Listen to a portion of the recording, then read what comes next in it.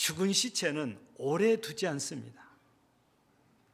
보통 날짜로 따지면 3일 정도 장례 치르는데 시간을 투자하잖아요. 날짜로 3일. 우리도 그렇고 유대인들도 비슷합니다. 근데 요즘은 아니에요. 우리나라 보면. 지금도 장례 중에는 박광현 집사님 모친 상을 당했는데 출상이 내일입니다. 근데 어제 돌아가신 것이 아니고 금요일 날 돌아가셨어요. 4일상입니다. 지난 주간에 우리 이웃교회 목사님 부친께서 또 코로나로 돌아가셨어요. 역시 4일상입니다. 이유가 뭘까요? 우리 교회 지난 2월 달에 우리 서미정 성도에 어머니께서 돌아가셨는데 역시 4일상이었습니다. 왜 그럴까요? 여러분, 뉴스에 코로나로 죽은 사람의 숫자가 나오잖아요. 그죠? 몇 명 죽었다고. 코로나와 상관없이 죽는 사람들도 우리는 잘 모르지만 화장장에 가보면은 피부로 느낍니다. 벌써 여러 해가 지났는데 저도 지인이 상을 당해서 경기도에 간 적이 있어요. 근데 아침에 출발해서 화장터에 10시쯤 도착했는데 제가 화장터를 나올 때는 3시예요. 오후 3시. 얼마나 밀려 있는지. 지금은 여기에다가 코로나로 돌아가신 분들이 더 합세라니까 화장장이 1,000,000원입니다. 그래서 코로나 환자는 100% 화장을 해서 장례를 치르거든요. 국가에서 아예 그렇게 실시를 합니다. 본인들 의사와는 상관없는 것 같아요. 그래서 이 얘기를 들어보니까 화장 순서를 기다리다가 보면 절대 3일상을 치를 수가 없답니다. 그래서 이웃교회 목사님 부친도 처음에는 7일상 치를 뻔했대요. 화장 순서가 안 들어와가지고. 근데 또 하나님의 은혜를 써서 그나마 좀 순서가 누가 빠지니까 당겨져서 4일상을 치른 거예요. 그래서 박광현 집사님도 지금 4일상을 치르고 있습니다. 근데 유대인들은 우리하고 문화가 달라서 시체를 집에 두면 부정하다고 그랬잖아요. 그래서 올해 최대한 빨리 집에서 성에서 내다가 성 밖에 장례를 치릅니다.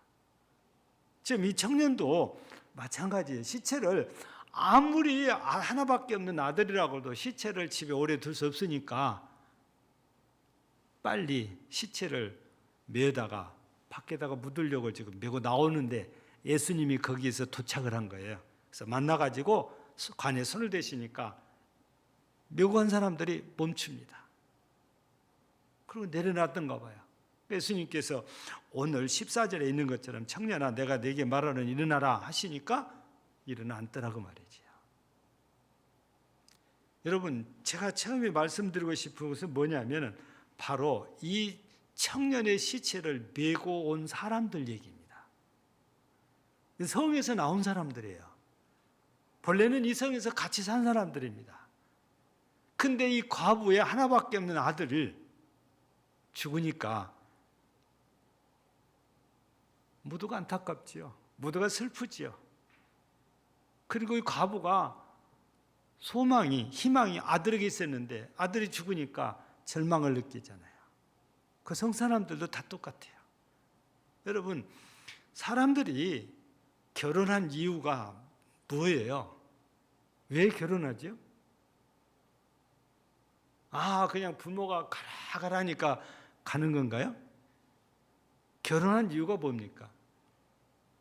어떤 사람들은 사랑하니까 함께 있고 싶어서 그렇다고 그래요. 어떤 사람들은요 행복해지고 싶어서 그렇다고 그래요. 다 맞는 얘기입니다.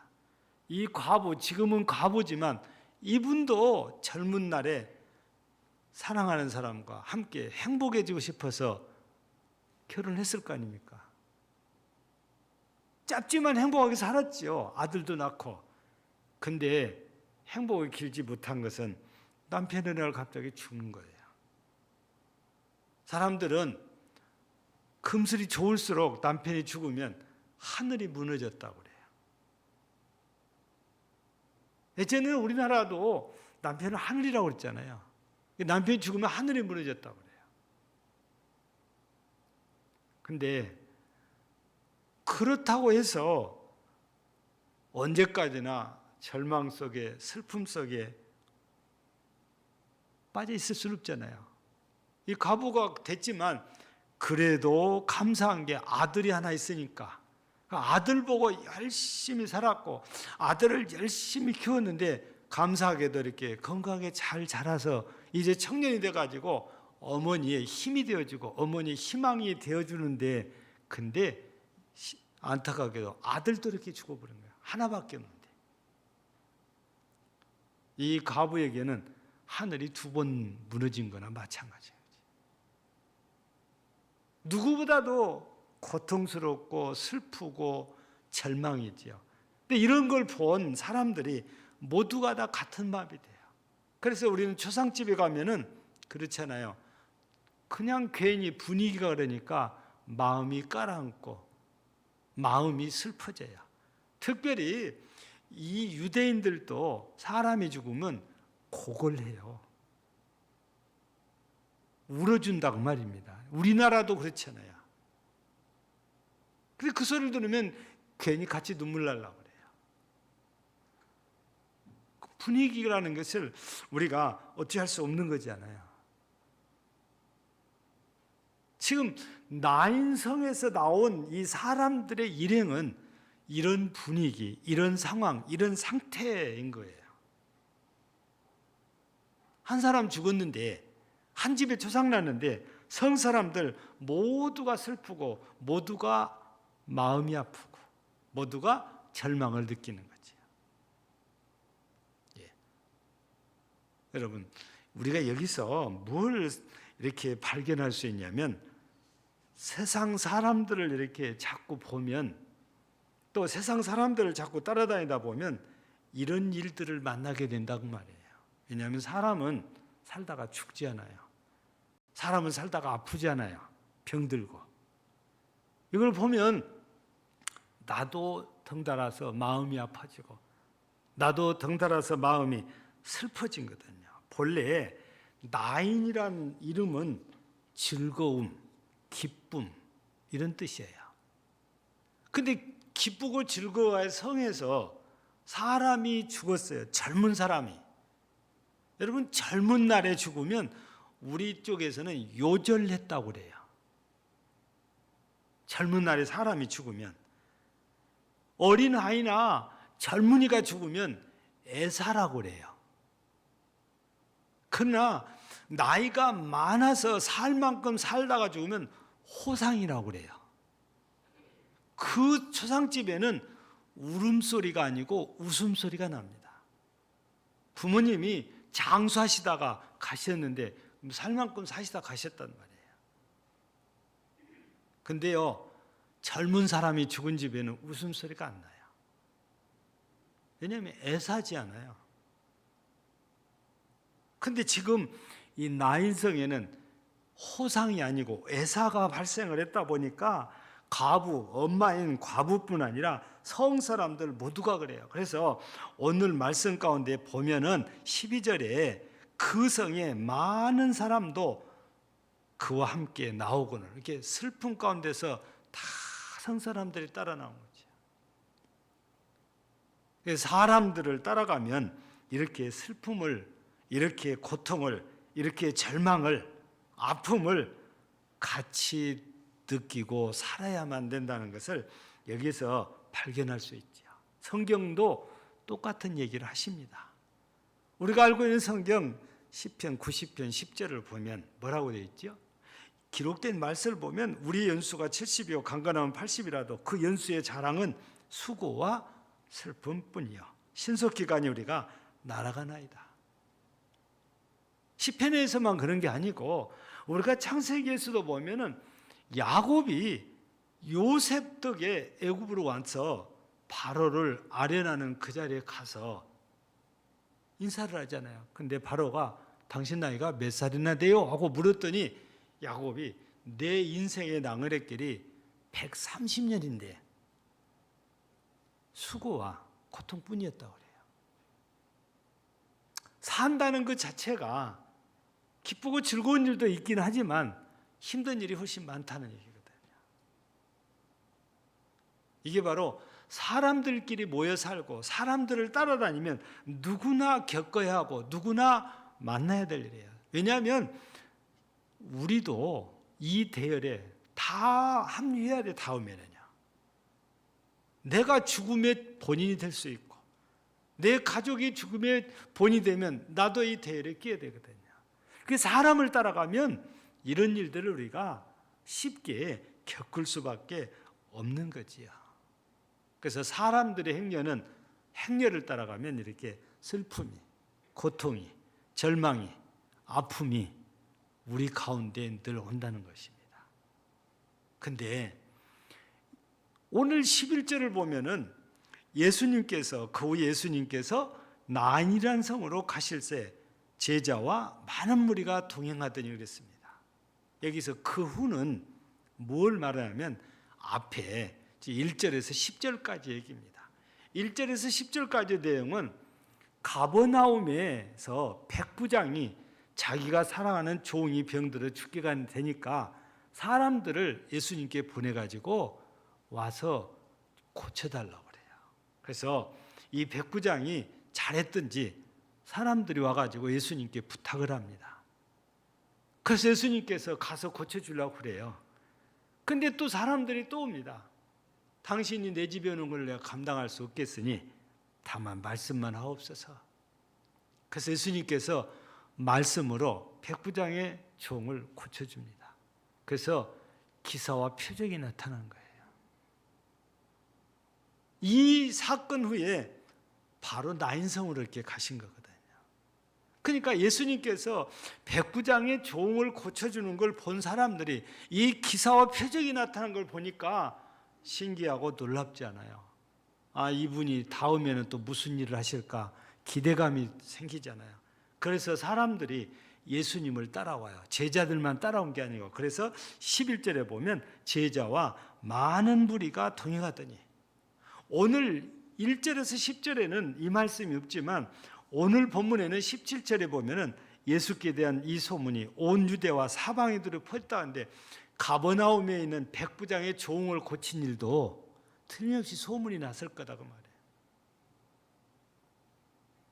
그러니까 사람들이 소문을 듣고 예수님을 따라오기 시작하다 보니까 나인성에 도착했을 때는 제자들 외에도 다수가, 여기서는 많은 무리가 함께 여기에 왔다는 것입니다. 근데 여러분 비교를 한번 해보세요. 나인성에서 나오는 초상치는 무리들과 지금 가버나움에서 이 나인성으로 올 때 따라오는 무리들의 마음의 상태, 분위기 똑같을까요? 전혀 달라요. 반대입니다. 나인성에 나오는 무리들은 슬픔이에요. 절망이에요. 아픔이에요. 고통이에요. 근데 지금 가버나움에서 나인성으로 올 때 따라온 사람들은 기대감이 넘쳐요. 기쁨이 넘쳐요. 희망이 넘쳐요. 병들어 죽어간 사람을 예수님이 살리시니까 또 이런 기사와 표적이 나타날 거에 대한 기대감이 있으니까. 똑같은 무리인데 예수님을 따라온 무리들과 이 죽은 시체를 따라온 무리들은 전혀 다르더라고 말이에요. 그러면 예수님을 따라온 무리들이 자기 종을 고친 것도 아니고 자기 아들을 고친 것도 아니고 자기 딸을 고친 거 아니에요. 그럼에도 불구하고 예수님께서 보여주신 기사와 표적을 보면서 기뻐요. 즐거워요. 희망이 넘쳐요. 생명력이 넘쳐요. 내 아들이 죽은 건 아닌데 내 아들이 죽은 것처럼 가부의 아들이 죽은 걸 보면서 절망을 느껴요. 아픔을 느껴요. 슬픔을 느껴요. 우리가 여기서 예수님을 따르는 무리와 시체를 따르는 무리가 너무 다르다는 걸 발견할 수 있잖아요. 예수님을 따르는 사람들과 세상 사람들을 따르는 사람들이 이렇게 다르다 말씀입니다. 삶 자체가, 생각 자체가, 분위기 자체가 완전히 다르다는 것을 보여주거든요. 그러면 우리는 지금 누구를 따르고 있냐고 말이죠.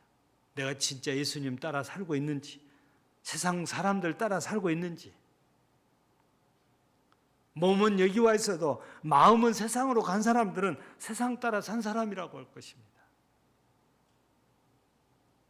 거기가 소망이 있는 것 같이 보여도 그렇지 않아요.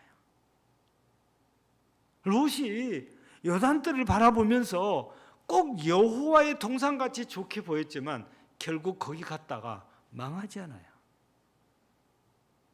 아브라함은 완전히 황무지 같지만 하나님이 지시한 곳에 멈춰 섰더니 아브라함은 계속 번성합니다. 주님을 따를 때와 세상을 따라갈 때, 사람들을 따라갈 때는 처음에는 잘 몰라도 가다가 보면 너무 달라요. 그래서 우리는 이 시간 나는 지금 누구를 따르고 있는가? 사람을 따라 사는 것인지 예수님을 따라 사는 것인지 우리들 스스로가 자신들을 한번 꼭 돌아봐야 됩니다. 지금 세상 따라 살고 아니면 사람들 따라 산다면 우리는 바꿔야 되죠. 줄을 잘 서야 된다고 했잖아요. 세상에서 우리는 예수님 줄에 잘 서야 잘 섰다고 그래요. 아무리 지금 힘 있어 보이고 화려하게 보여도 사람들 줄에 서 있으면 오래 가지를 못해요. 꼭 할 일이 생기니까.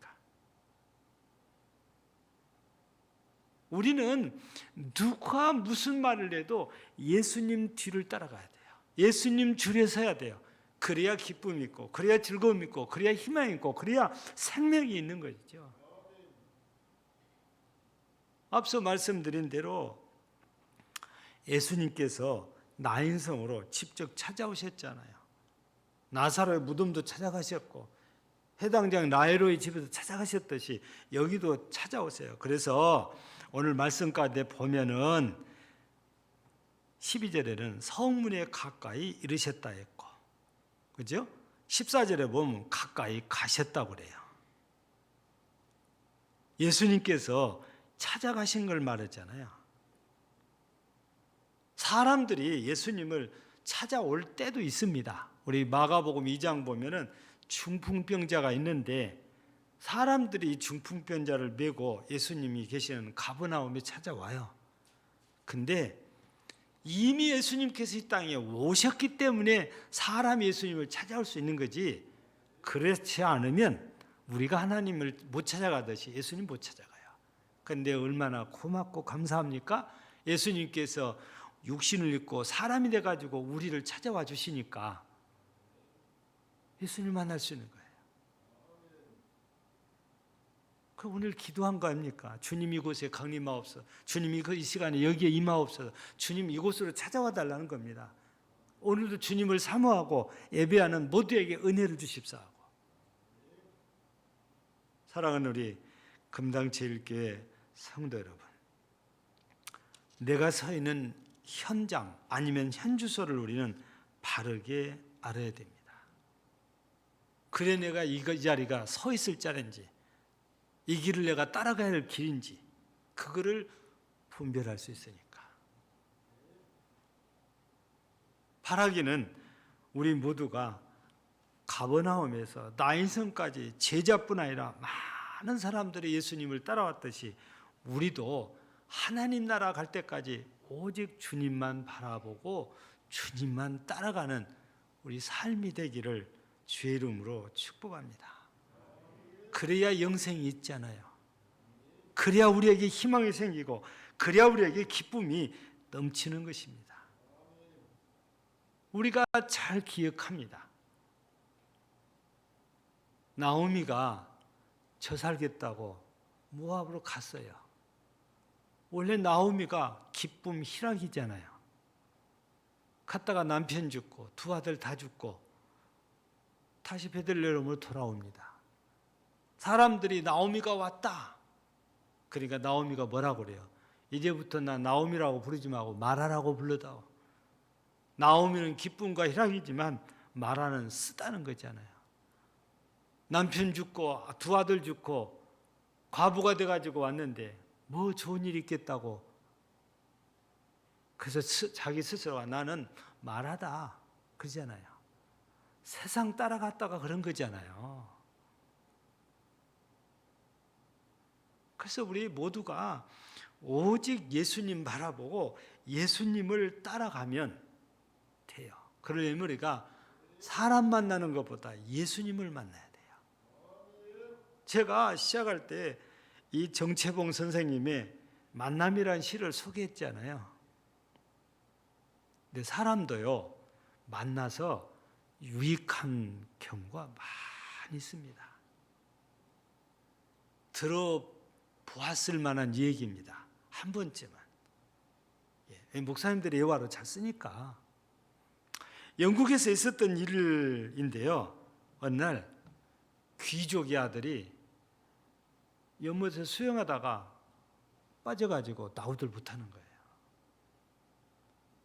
지나가는 가난뱅이 소년이 그걸 보고 바로 뛰어들어서 이 귀족의 아들을 여기서 살려내요.